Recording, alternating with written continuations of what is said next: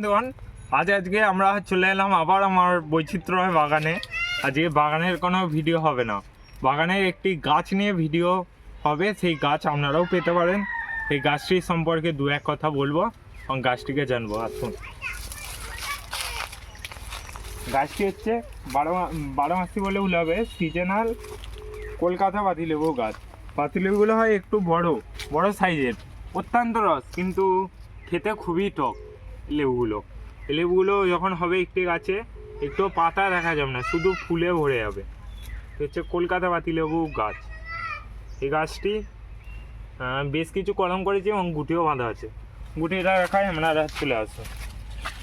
গুটি হচ্ছে এই যে গুটি বাঁধা আছে, শিকড়ে এসে গেছে, শিকড়ে চলে এসছে, দেখুন শিকড়টা দেখান, শিকড়ে এসে গেছে দেখুন।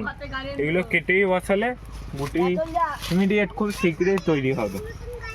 দেখতে পেলেন। আর লেবু গাছের অনেকে আছেন যে পয়সা দিয়ে কিনবো, দান করা জিনিস বা কিছু দিয়ে নেওয়ার জিনিস চাই না, তাই দামটাও বলি।